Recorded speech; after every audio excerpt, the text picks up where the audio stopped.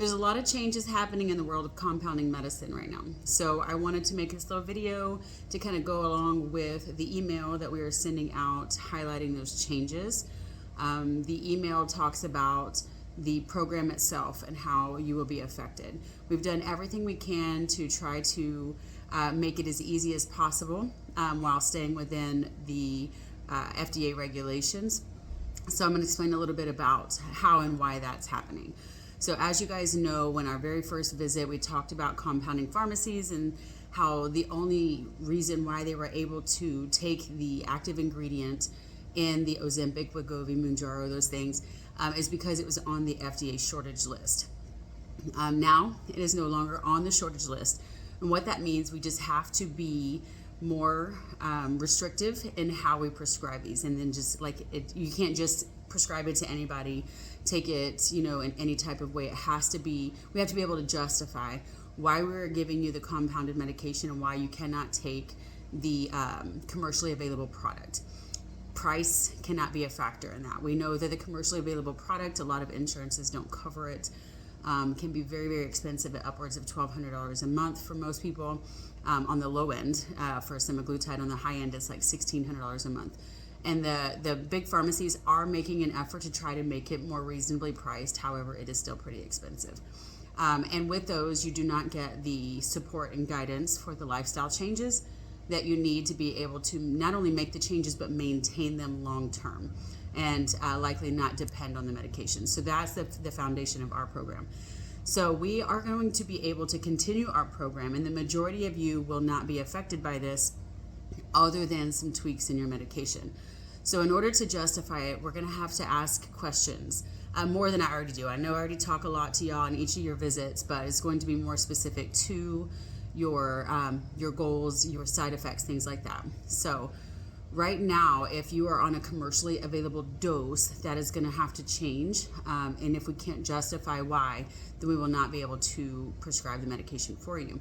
We can always continue the lifestyle modifications, the discussions about your sleep, your food, your exercise, stress management, things like that.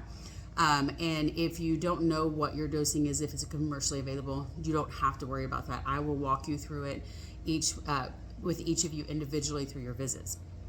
But what that means is that we're going to have to find ways to make sure we can continue to prescribe this.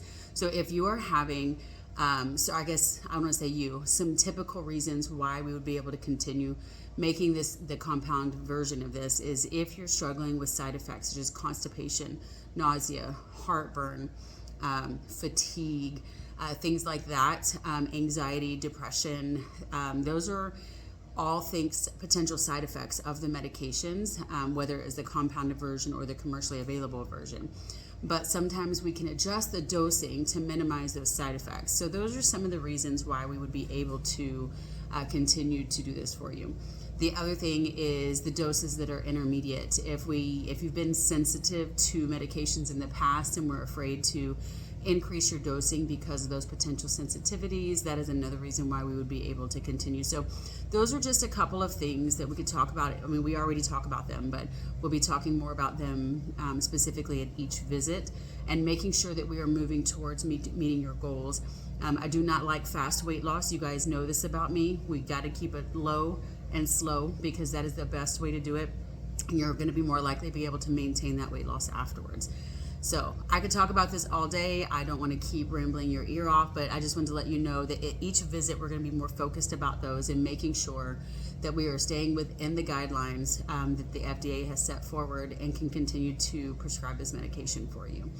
If you have any questions before your visit, I encourage you to please either email me or text me. Well, email is probably not the best. We can just text the clinic. We'll put the phone number in the email. That way I can be prepared for your questions ahead of time. I should be able to answer everything on the spot, but just in case. So if you think you have any special exceptions or issues, then please let me know ahead of time and I'll do the best that I can to answer all those questions. With that being said, also some things that we're going to have to get more strict about is your lab work. You have to have labs every 6 months, and it has to be the labs that I need, not just ones from your primary care doctor. We can no longer work with Quest if you want to use your insurance, anything like that. So the labs that we work with right now are Access Labs. That is That means I can send you a requisition through my lab, and then you can go to any LabCorp near you, and they can act as the phlebotomist for you and get that done. We are working on special pricing for those so that everybody can get those done. So if you haven't had labs done by me within the last 6 months, then that's going to need to be done this month. So just expect that conversation to come as well. Like I said, if you have any other questions, please let us know. Otherwise, I'll see you at your next monthly visit. Have a good day.